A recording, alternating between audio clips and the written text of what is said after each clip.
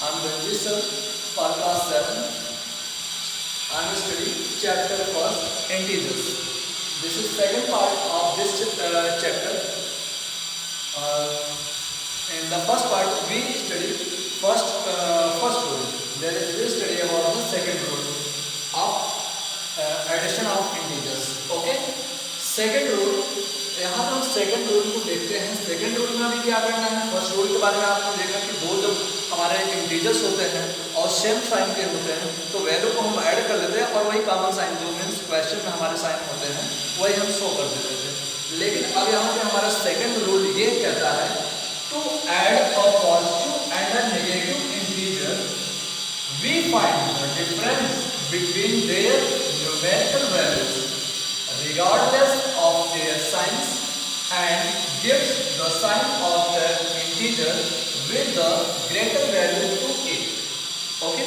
इसका मीनिंग बेटा ये है कि जब हमारे पास दो इंटीजर्स हो, ऐसे इंटीजर्स हो, एक पॉजिटिव है और दूसरा नेगेटिव है, तो ऐसे कंडीशन में हमको क्या कर लेना है कि हमको दोनों नंबर्स का डिफरेंस फाइंड करना है और डिफरेंस उसमें से फाइंड करेंगे जो वैल्यू ग्रेटर होता है उसमें से स्मॉल वैल्यू को हम सब्ट्रैक्ट कर देते हैं। सब्ट्रैक्ट कर देंगे और अभी यहाँ पे हम साइन से कोई हमारा रिलेशन नहीं है। फिर इसके बाद हमको क्या कर लेना है, लास्ट में जो ग्रेटर वैल्यू से स्मॉलर वैल्यू को सब्ट्रैक्ट कर देंगे तो जो वैल्यू ग्रेटर होती है उसी का साइन हम रिजल्ट में शो करते हैं। ओके, तो यही यहाँ पे इसकी मीनिंग है कि दो यहाँ पे हमने इंटीजर्स ले लिया, एक पॉजिटिव दूसरा नेगेटिव।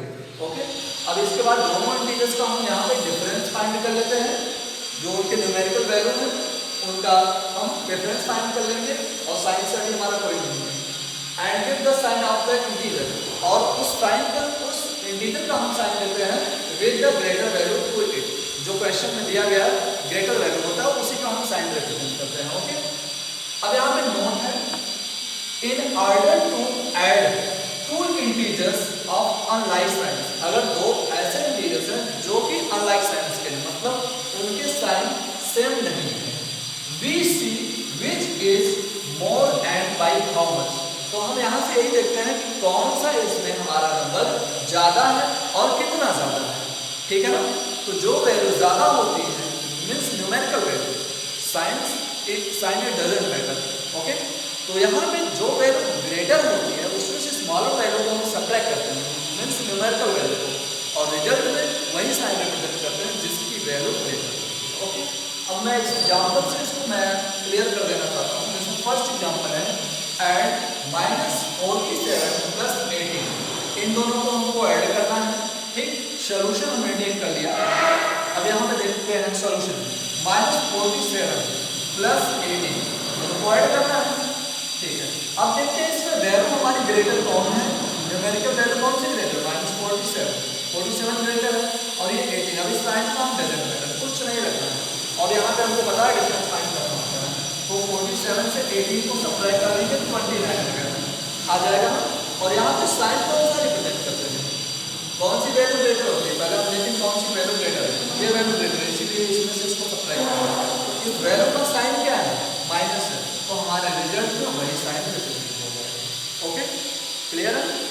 अब इस सेकंड है एंड -29 + 52, -29 में 52 को ऐड करना है, तो अब इसका सॉल्यूशन हम कर लेते हैं -29 + 52।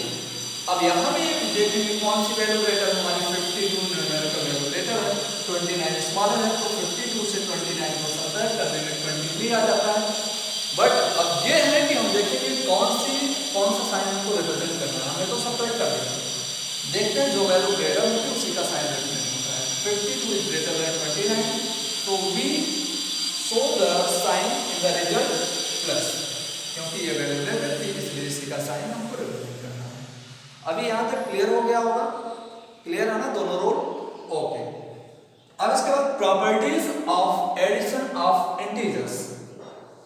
अब इंटीजर्स को ऐड करने की क्या क्या प्रॉपर्टी है उसके बारे में हम स्टडी करते हैं। फर्स्ट प्रॉपर्टी है closure property of addition. Addition के लिए क्लोजर प्रॉपर्टी क्या होता है, क्लोजर प्रॉपर्टी में यही होता है कि अगर हम दो इंटीजर्स को ऐड करते हैं, any two integers, if we add any two integers then result is an integers. Okay, तो the sum of, यहाँ पे first closure property of addition, the sum of two integers is always an integer. दो integers का sum always एक integer होना चाहिए, ठीक होता है और होना भी चाहिए। फर्स्ट 4 + 5 ये हमारे इंटीजर्स हैं, 4 भी इंटीजर 5 है, इन दोनों का जब हम सम करते हैं तो 9 आता है, विच इज एन इंटीजर्स। 9 भी हमारा एक इंटीजर्स है। सेकेंड एग्जाम्पल टेक कर लेते हैं, 4 + -8, 4 है और -8 है। अब इन दोनों को हम ऐड करते हैं, का दोनों का सम करते हैं तो -4 आता है, विच इज एन इंटीजर। -4 भी एक इंटीजर है। ओके, अब इसके बाद सेकंड हमारा है रूल, यहाँ पे सेकंड प्रॉपर्टी है commutative law of addition. Commutative law of addition में क्या है, if a and b are any two integers, अगर हमारे पास दो इंटीजर्स a और b हो, then a + b = b + a, means अगर हम दोनों इंटीजर्स को ऐड करें, ठीक, a + b जो हमारा आंसर आएगा, अगर वही b + a आता है तो ये हमारा कॉम्यूटेटिव लॉ ऑफ एडिशन को फॉलो करता है। ओके, एग्जांपल से हम टेक कर लेते हैं, -4 + 9, ये भी इंटीजर, ये भी इंटीजर, इन दोनों को हम ऐड कर देते हैं तो यहाँ पे हमारा 5 आ रहा है, ठीक, ये तो हो गया। और अब इसको भी हम चेक कर लेते हैं ऐड, अब यहाँ पे 9 मींस वही b + a वाला रूल फॉलो कर रहे हैं, ठीक। 9 + -4 इन दोनों को ऐड करते हैं तो भी हमारा 5 आ रहा है, ठीक। देयरफॉर -4 + 9 = 9 + -4, क्योंकि दोनों केस में हमारी वैल्यू 5 आ रही है, इसलिए ये हमारा कॉम्यूटेटिव लॉ को फॉलो करता है एडिशन के केस में, ठीक। इंटीजर जो होते हैं एडिशन के केस में वो कॉम्यूटेटिव लॉ को फॉलो करते हैं। अब इसके बाद है हमारा third properties, associative law of addition. Okay, associative law of addition. Associative में क्या होता है, if a b c are any 3 integers, अगर हमारे पास 3 इंटीजर a b c है, then a + b in bracket a + b + c = a + in bracket b + c, means पहले अगर हम a + b को ऐड कर ले, उसके बाद उसमें हम c को ऐड करते हैं, तो जो वैल्यू अगर आती है वही वैल्यू अगर हम a + अगर b + c को पहले ऐड कर ले, फिर उसमें a को ऐड करते हैं, अगर हमारा वैल्यू इक्वल आता है तो एसोसिएटिव लॉ को फॉलो करता है। अब यहाँ पे हम एग्जांपल्स जैसे टेक कर लेते हैं, कंसीडर द इंटीजर्स -6 -8 एंड 5, ये हमारे पास 3 इंटीजर्स हैं। इसके बाद अब देखिएगा यहाँ पे हम पहले ऐड कर लेते हैं, यहाँ पे पहले दोनों को ऐड करते हैं, -6 एंड -8 को, फिर इसके बाद 5 को ऐड करते हैं, तो -6 एंड -8 को ऐड कर लेंगे तो ये हमारा हो जाएगा कितना, -14 आ जाएगा। फिर इसमें आपको कितना ऐड करना है, यहाँ पे 5 को ऐड कर लेना है, मींस ये हमारा सपोज दैट a b और ये c, तो यहाँ पे a + b हमने कर लिया तो -14 आ गया, + c वाले वैल्यू को। अब यहाँ पे इन दोनों को ऐड करते हैं तो ये आपका रूल तो पता ही है कि अभी सेकंड रूल यहाँ पे फॉलो हो रहा है, तो अगर एक ऑप्शन दूसरा नेगेटिव है तो जो वैल्यू ग्रेटर होती है उसकी स्मॉल वैल्यू को सब्ट्रैक्ट करना है, 14 से 5 को सब्ट्रैक्ट कर देना है और इसी का कंप्लीट कर देना है। तो यहाँ से हमको देखते हैं -9 आ गया। अब इसके बाद हम यहाँ पे क्या कर लेते हैं, अब इसके गार्डन सॉल्व करते हैं, तो इसलिए हम इसको पहले बाहर कर देते हैं, -8 एंड +5 को एक साथ ऐड करते हैं, -8 और 5 को ऐड करते हैं, तो यहाँ से हो जाएगा -6 प्लस, अब इन दोनों को जब ऐड करेंगे तो यहाँ से -3 आ जाएगा सेकंड रूल के कारण। अब इसके बाद इन दोनों को हम ऐड कर लेते हैं, -6 और -3 को, तो दोनों को ऐड करते हैं -9 आता है। तो देख रहे हैं कि दोनों का एडिशन में हमारा -9 आ रहा है, इसलिए ये एसोसिएटिव लॉ को फॉलो करता है। Therefore -6 + -8 + 5 = -6 + in bracket -6 -8 + 5। ओके, ये फॉलो करें। अब इसके बाद फोर्थ है हमारा property, existence of additive identity.